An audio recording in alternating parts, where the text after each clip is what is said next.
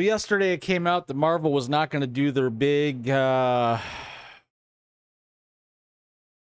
presentation at Hall H at Comic-Con this year. So that was kind of a big announcement, I would say, because traditionally Marvel does a big panel and presentation at Hall H. It's like a ritual for Comic-Con. Well, now it's come out yesterday that not only Marvel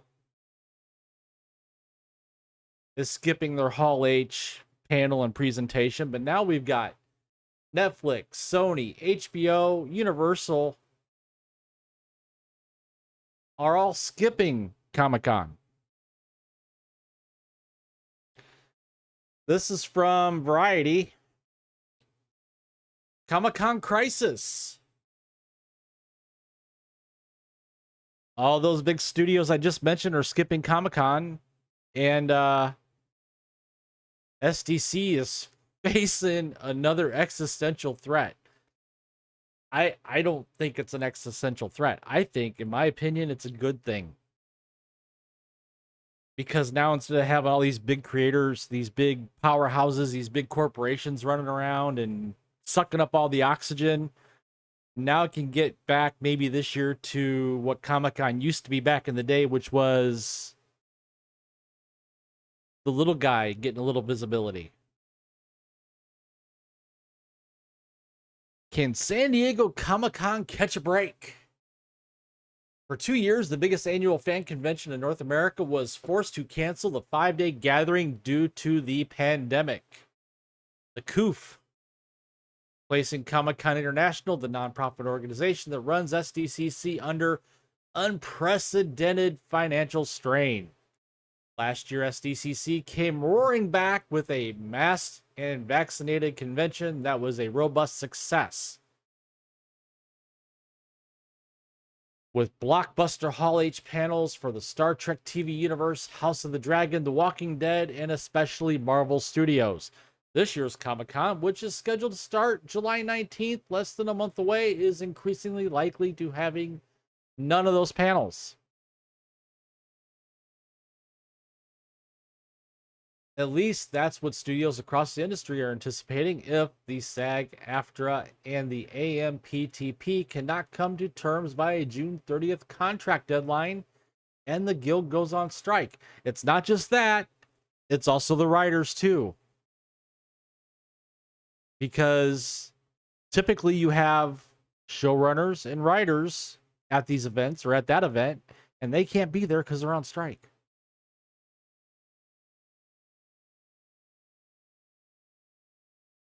Actors will almost certainly join writers and showrunners in sitting out promotional events like Comic-Con, leaving studios with almost no one to populate panels in front of thousands of expectant fans. Amid that uncertainty, several studios have preemptively nixed plans for a robust presence at SDCC this year. Disney and its subsidiaries, Marvel Studios and Lucasfilm, are not planning any panels, cutting off the chance to showcase the casts for upcoming projects like The Marvels, oh darn, Loki Season 2, Ahsoka, and Haunted Mansion. HBO, which has True Detective Season 4 soon and House of the Dragon Season 2 still in production, isn't going. So are Sony Pictures with Gran Turismo and Kraven the Hunter this year.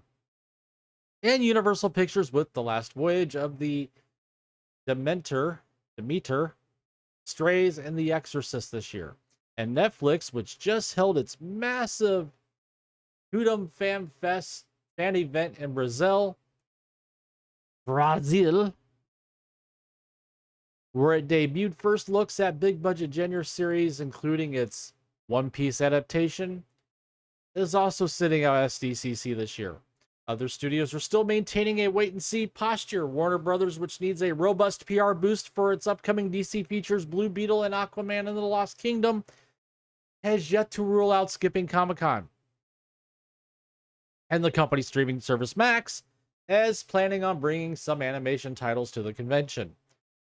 Paramount Pictures expects to hold a panel for the animated feature Teenage Mutant Ninja Turtles Mutant Mayhem, but its streamer, Paramount Plus, has yet to commit to panels for its Star Trek shows.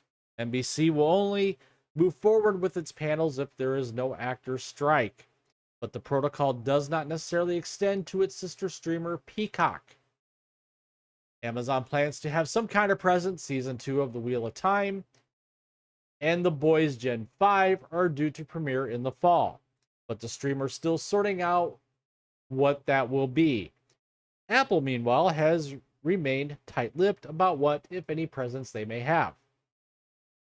In the absence of panels, some studios may lean on activations and promotional stunts outside of the San Diego Convention Center to generate fan interest.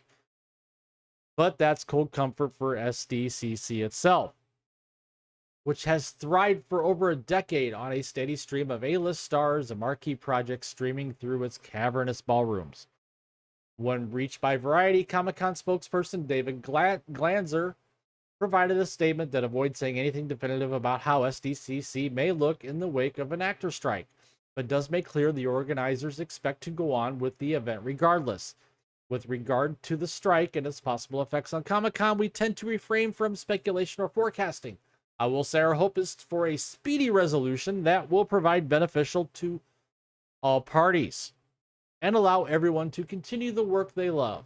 Until then, we continue to diligently work on our summer event in the hopes of making it as fun, educational, and as celebratory as in years past. Any studio holdouts will have to make a decision very soon. Schedules will start rolling out on July 5th, but they may be making it in the dark. If SAG-AFTRA and the AMPTP extend contract negotiations beyond June 30th deadline, it's a bind no superhero will be able to save.